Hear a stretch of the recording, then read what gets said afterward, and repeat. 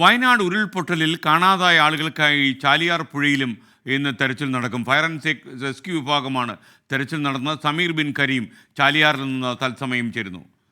Sameer, good morning. Sameer, Chaliyar പുഴയിൽ ഇന്ന് ഏത് വിധമുള്ള തെരച്ചിലാണ് നടന്നത്? ആളുകളെ കൂടി സഹകരിപ്പിച്ച് വിക്ടിംസൊക്കെ ഉൾപ്പെടുത്തിക്കൊണ്ടുള്ള ഒരു തെരച്ചിൽ നടക്കുമെന്ന് പറയുന്നു. ചാലിയാറിലും ഇത് നടക്കുമോ?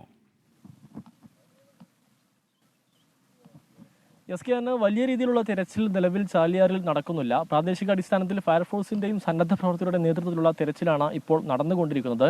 ഞാനിപ്പോൾ നിൽക്കുന്നത് മമ്പാട് ഓടായിക്കൽ റെഗുലേറ്റർ കം ബ്രിഡ്ജിന് സമീപത്താണ്. ഇവിടെ നിലവിൽ ഫയർഫോഴ്സും സന്നദ്ധ പ്രവർത്തകരും ചേർന്നുള്ള തെരച്ചിലാണ് ആരംഭിച്ചിരിക്കുന്നത് എന്നുള്ളതാണ്. അല്പസമയം മുന്നേ ഫയർഫോഴ്സ് അവരുടെ ബോട്ടുകളിലായി തിരിച്ചുകൊണ്ട് ചാലിയാറിലൂടെ സഞ്ചരിച്ചുള്ള തെരച്ചിൽ പുരോഗമിച്ചുകൊണ്ടിരിക്കുകയാണ്. അതോടൊപ്പം തന്നെ ഈ പുഴയ്ക്ക് കുറുകെയുള്ള പാലത്തിന്റെ തൂണുകൾക്കിടയിൽ മരങ്ങളെല്ലാം തന്നെ അടിഞ്ഞുകൂടിയ ഒരവസ്ഥ ഉണ്ടായിരുന്നു. അതുകൊണ്ട് തന്നെ വെള്ളം താഴുന്ന ഘട്ടത്തിൽ ഈ ഭാഗത്ത് നിന്ന് ഏതെങ്കിലും ശരീരമോ ശരീരഭാഗമോ ഒലിച്ചിറങ്ങിയിട്ടുണ്ടോ എന്നതാണ് പ്രധാനമായും പരിശോധിക്കുന്നത്.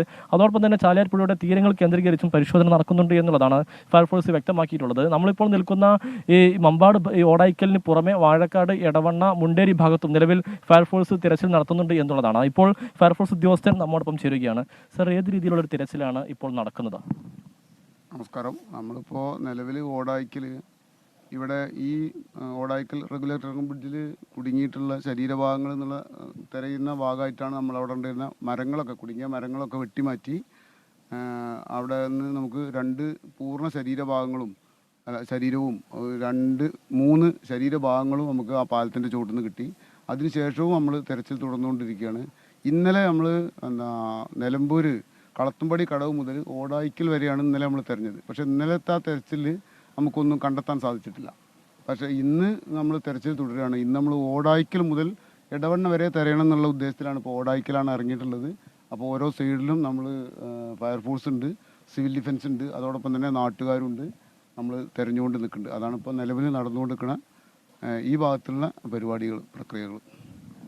നിലവിൽ തിരച്ചിൽ പുരോഗമിക്കുകയാണ്. ഇതുവരെ ഒരു ശരീരമോ ശരീരഭാഗങ്ങളോ കിട്ടിയിട്ടില്ല. ഇന്നലെ ഒരു മൃതദേഹവും ഒരു ശരീരഭാഗവും കണ്ടെത്തി നിലമ്പൂർ ജില്ലാ ആശുപത്രിയിൽ എത്തിച്ചിരുന്നു. ഈ ദുരന്തം ഉണ്ടായതു മുതൽ ഇന്ന് വരെയുള്ള ദിവസങ്ങളിൽ നിലമ്പൂർ ജില്ലാ ആശുപത്രിയിൽ 244 മൃതദേഹങ്ങളാണ് ഇതുവരെ എത്തിയിരിക്കുന്നത് എന്നുള്ളതാണ്. അതിൽ ശരീരഭാഗങ്ങൾ ഉൾപ്പെടെയുള്ള കണക്കാണിത്. ഇവയെല്ലാം തന്നെ പോസ്റ്റ്മോർട്ടം നടപടികൾ പൂർത്തിയാക്കി വയനാട്ടിലേക്ക് കൊണ്ടുപോയി എന്നുള്ളതാണ് നമുക്ക് ലഭ്യമായിരിക്കുന്ന വിവരം.